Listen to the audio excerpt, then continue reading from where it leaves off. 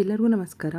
ನಾನಿವತ್ತು ಶ್ರೀರಾಮನವಮಿಯ ವಿಶೇಷವಾದ 4 ಪ್ರಸಾದಗಳನ್ನ ಹೇಗೆ ಮಾಡೋದು ಅಂತ ತುಂಬ ಸುಲಭವಾಗಿ ಈ ವಿಡಿಯೋದಲ್ಲಿ ತೋರಿಸ್ತಾ ಇದ್ದೀನಿ. ರಾಮನವಮಿಯ ವಿಶೇಷವಾದ ಹೆಸರುಬೇಳೆ ಪಾಯಸ, ನೀರು ಮಜ್ಜಿಗೆ ಮತ್ತು ಕೋಸಂಬರಿ ಮತ್ತು ಪಾಕ ಹೇಗೆ ಮಾಡೋದು ಅಂತ ಈ ವಿಡಿಯೋದಲ್ಲಿ ನೋಡೋಣ ಬನ್ನಿ. ಫಸ್ಟ್ ಇಲ್ಲಿ ಪಾಕ ಮಾಡ್ಕೊಳ್ಳೋದಕ್ಕೆ ಅರ್ಧ ಕಪ್ಪಷ್ಟು ಬೆಲ್ಲ ಹಾಕ್ಕೊಂಡು ಅದಕ್ಕೆ 1 ಗ್ಲಾಸಷ್ಟು ನೀರು ಹಾಕ್ಕೊಂಡಿದ್ದೀನಿ. ನಿಮಗೆ ಜಾಸ್ತಿ ಬೇಕಂದರೆ ಜಾಸ್ತಿ ಕೂಡ ಮಾಡ್ಕೋಬೋದು. ಇವಾಗ ಇದನ್ನು ನೀಟಾಗಿ ಮೆಲ್ಟ್ ಆಗೋ ಹಾಗೆ ಬಿಡಬೇಕು. ಇವಾಗ ಇಲ್ಲಿ ಒಂದು ಕುಟ್ಟಾಣೆಗೆ ಅರ್ಧ ಸ್ಪೂನಷ್ಟು ಮೆಣಸು ಮತ್ತು 4 ಏಲಕ್ಕಿ ಹಾಕ್ಕೊಂಡು ಇದನ್ನು ಪೌಡರ್ ಮಾಡ್ಕೋಬೇಕು. ಪಾಕಕ್ಕೆ ಇದೇನೇ ಫ್ಲೇವರ್ ತುಂಬ ಚೆನ್ನಾಗಿರುತ್ತೆ. ಇವಾಗ ಅದನ್ನು ಪಾಕದೊಳಗಡೆ ಹಾಕ್ಕೊಂಡು ಇದಕ್ಕೆ ಅರ್ಧ ಹೋಳಷ್ಟು ನಿಂಬೆಹಣ್ಣು ಹಾಕ್ಕೊಂಡಿದ್ದೀನಿ. ಇವಾಗ ಇದನ್ನು ಚೆನ್ನಾಗಿ ಮಿಕ್ಸ್ ಮಾಡ್ಕೋಬೇಕು. ಬೆಲ್ಲ ಎಲ್ಲ ನೀಟಾಗಿ ಕರಗೋವರೆಗೂ ಮಿಕ್ಸ್ ಮಾಡಿಕೊಂಡ್ರೆ ಸಾಕು. 10 ರಿಂದ 15 ನಿಮಿಷ ಹೀಗೆ ಬಿಡಬೇಕು. ನಂತರ ಇದನ್ನು ಒಂದು ಲೋಟಕ್ಕೆ ಸೋಸ್ಕೊಂಡ್ರೆ ಇದ್ರ ಮೇಲೆ 4 ತುಳಸಿ ದಳ ಹಾಕ್ಕೊಂಡ್ರೆ ರಾಮನವಮಿಯ ವಿಶೇಷವಾದ ಪಾಕ ರೆಡಿಯಾಗಿದೆ. ನೆಕ್ಸ್ಟು ಹೆಸರುಬೇಳೆ ಪಾಯಸ ಹೇಗೆ ಮಾಡೋದು ಅಂತ ತೋರಿಸ್ತಾ ಇದ್ದೀನಿ. ನಾನಿಲ್ಲಿ 1 ಕಪ್ಪಷ್ಟು ಹೆಸರುಬೇಳೆ ತೊಗೊಂಡಿದ್ದೀನಿ. ಇದನ್ನು ನೀರಲ್ಲಿ ಚೆನ್ನಾಗಿ ತೊಳ್ಕೊಬೇಕು. ತೊಳ್ಕೊಂಡಾದಮೇಲೆ ಇದನ್ನು ನೀರನ್ನ ಚೆನ್ನಾಗಿ ಸೋಸ್ಕೋಬೇಕಾಗತ್ತೆ.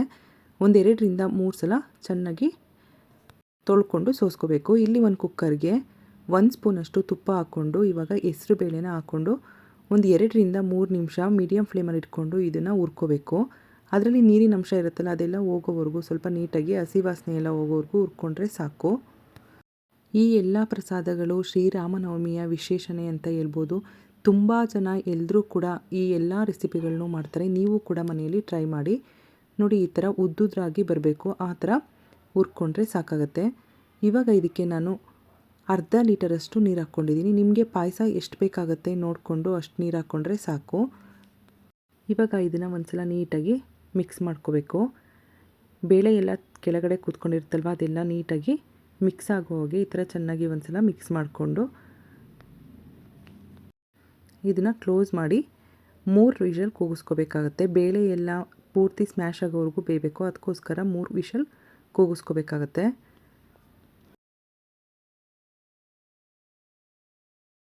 ಇವಾಗ ಇದು ಪೂರ್ತಿ ತಣ್ಣಗಾದ್ಮೇಲೆ ನೀಟಾಗಿ ಈ ಥರ ಮಿಕ್ಸ್ ಮಾಡಿಕೊಂಡು ಸ್ಮ್ಯಾಶ್ ಮಾಡ್ಕೋಬೇಕು. ಹೆಸರುಬೇಳೆ ಪಾಯಸಕ್ಕಾಗಿರೋದ್ರಿಂದ ಇದನ್ನು ರುಬ್ಬೋದೆಲ್ಲ ಬೇಕಾಗಲ್ಲ. ಈ ಥರ ನೀಟಾಗಿ ಸ್ಮ್ಯಾಶ್ ಮಾಡಿಕೊಂಡ್ರೆ ಸಾಕು. ನೋಡಿ ಇವಾಗ ಇಷ್ಟ ಆದರೆ ಸಾಕಾಗತ್ತೆ. ಇವಾಗ ಇದನ್ನು ಒಂದು ಬೌಲ್ಗೆ ಟ್ರಾನ್ಸ್ಫರ್ ಮಾಡ್ಕೋಬೇಕು. ಇಲ್ಲಿ ಒಂದು ಮಿಕ್ಸಿ ಜಾರ್ಗೆ 1 ಕಪ್ಪಷ್ಟು ತೆಂಗಿನ ತುರಿ ಮತ್ತು 4 ರಿಂದ 5 ಏಲಕ್ಕಿ ಕಾಯಿ ಹಾಕ್ಕೊಂಡು ಇದಕ್ಕೆ ಸ್ವಲ್ಪ ನೀರು ಹಾಕ್ಕೊಂಡು ಇದನ್ನು ನುಣ್ಣಗೆ ರುಬ್ಕೋಬೇಕು. ನೋಡಿ ಈ ಥರ ಪೂರ್ತಿ ಸಣ್ಣಗಾಗೋವರೆಗೂ ರುಬ್ಕೊಂಡು ಇಲ್ಲಿ ಒಂದು ಪ್ಯಾನ್ಗೆ 1 ಸ್ಪೂನಷ್ಟು ತುಪ್ಪ ಹಾಕ್ಕೊಂಡು ಇದಕ್ಕೆ ಗೋಡಂಬಿ, ದ್ರಾಕ್ಷಿ ಮತ್ತು ಬಾದಾಮ್ ಎಲ್ಲನೂ ಹಾಕ್ಕೊಂಡು ಇದನ್ನು ಲೋ ಫ್ಲೇಮಲ್ಲಿ ಇಟ್ಕೊಂಡು ನೀಟಾಗಿ ಫ್ರೈ ಮಾಡ್ಕೋಬೇಕಾಗತ್ತೆ. ಇದನ್ನು ಲೋ ಫ್ಲೇಮಲ್ಲಿ ಇಟ್ಕೊಂಡು ನೀಟಾಗಿ ಫ್ರೈ ಮಾಡ್ಕೋಬೇಕು. ಜಾಸ್ತಿ ಸೀಸ್ಕೊಂಡ್ರೆಲ್ಲ ಚೆನ್ನಾಗಿರಲ್ಲ, ಪಾಯಸದ್ದು ಟೇಸ್ಟೇ ಹೋಗುತ್ತೆ. ಅದಕ್ಕೋಸ್ಕರ ಈ ಥರ ಲೋ ಫ್ಲೇಮಲ್ಲಿ ಇಟ್ಕೊಂಡು ಕಲರ್ ಸ್ವಲ್ಪ ಚೇಂಜ್ ಆದರೆ ಸಾಕು, ಅಷ್ಟು ಹುರ್ಕೊಂಡ್ರೆ ಸಾಕಾಗತ್ತೆ. ನೋಡಿ ಈ ಥರ ಆದರೆ ಸಾಕು. ಇವಾಗ ಬೇಯಿಸ್ಕೊಂಡಿರೋ ಬೇಳೆನ ನೀಟಾಗಿ ಒಂದ್ಸಲ ಮತ್ತೆ ಮಿಕ್ಸ್ ಮಾಡ್ಕೋಬೇಕು. ಮೀಡಿಯಮ್ ಫ್ಲೇಮಲ್ಲಿ ಇಟ್ಕೊಂಡು ಮಾಡಿಕೊಂಡ್ರೆ ಸಾಕು.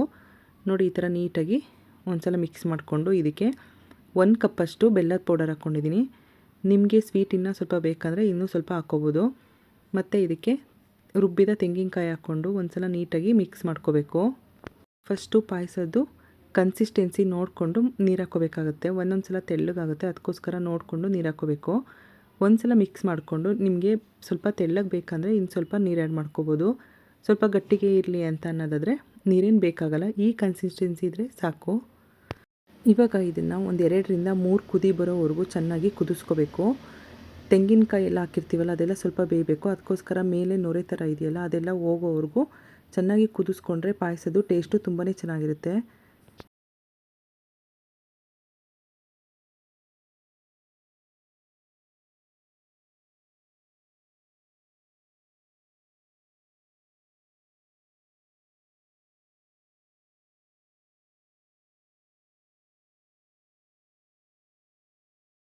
ಇವಾಗ ಇದಕ್ಕೆ ಫ್ರೈ ಮಾಡಿ ಇಟ್ಕೊಂಡಿರೋ ಗೋಡಂಬಿ, ದ್ರಾಕ್ಷಿ ಮತ್ತು ಬಾದಾಮ್ ಹಾಕ್ಕೊಂಡು ಇದನ್ನು ಲೋ ಫ್ಲೇಮಲ್ಲಿ ಇಟ್ಕೊಂಡು ಈ ಥರ ಮಿಕ್ಸ್ ಮಾಡಿಕೊಂಡ್ರೆ ಹೆಸರುಬೇಳೆ ಪಾಯಸ ರೆಡಿಯಾಗಿದೆ.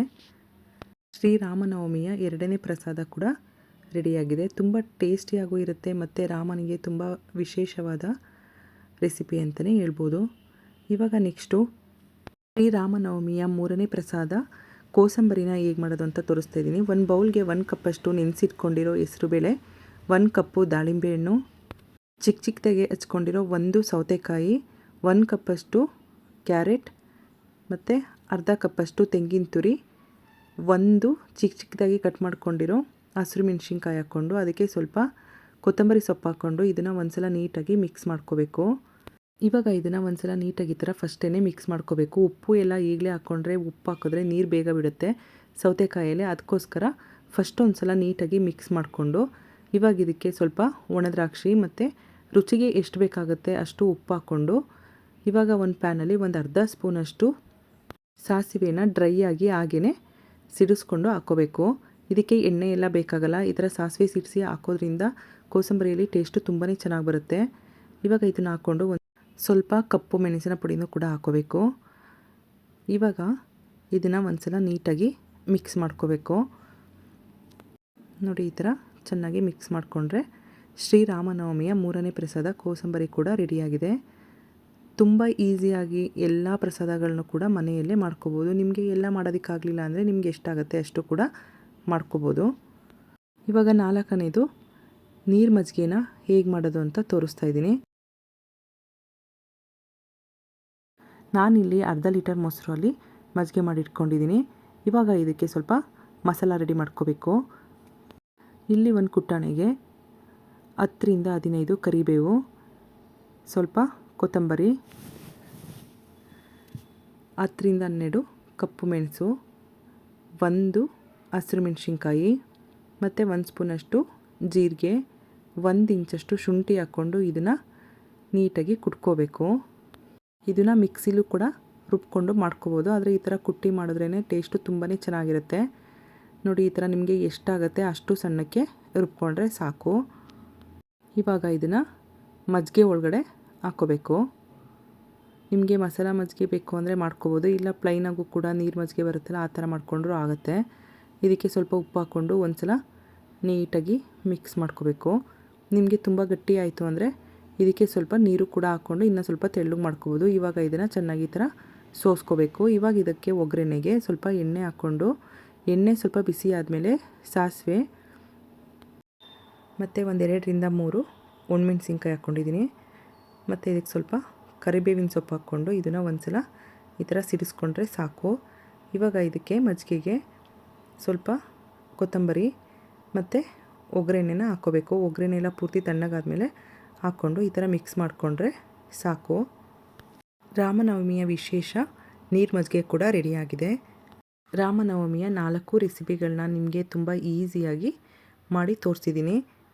ತುಂಬ ಕಡಿಮೆ ಸಮಯದಲ್ಲಿ 4 ರೆಸಿಪಿಗಳನ್ನು ಹೇಗೆ ಮಾಡೋದು ಅಂತ ನೋಡಿದ್ರಲ್ವಾ. ನೀವು ಕೂಡ ಈ ಸಲ ಶ್ರೀರಾಮನವಮಿಗೆ ಈ 4 ರೆಸಿಪಿಗಳನ್ನು ತಪ್ಪದೆ ಮಾಡಿ ಅಂತ ಹೇಳ್ತಾ ಎಲ್ಲರಿಗೂ ಶ್ರೀರಾಮನವಮಿಯ ಹಾರ್ದಿಕ ಶುಭಾಶಯಗಳು. ನಿಮಗೂ ಕೂಡ ಇವತ್ತಿನ ವಿಡಿಯೋ ಇಷ್ಟ ಆಯಿತು ಅಂದರೆ ಪ್ಲೀಸ್ ನಮ್ಮ ಚಾನಲ್ನ ಲೈಕ್ ಮಾಡಿ, ಶೇರ್ ಮಾಡಿ ಮತ್ತು ಇನ್ನೂ ಹೆಚ್ಚು ಈಸಿ ರೆಸಿಪಿಗಳಿಗಾಗಿ ಸಬ್ಸ್ಕ್ರೈಬ್ ಮಾಡ್ಕೊಳ್ಳಿ ಅಂತ ಹೇಳ್ತಾ ಥ್ಯಾಂಕ್ ಯು ಫಾರ್ ವಾಚಿಂಗ್.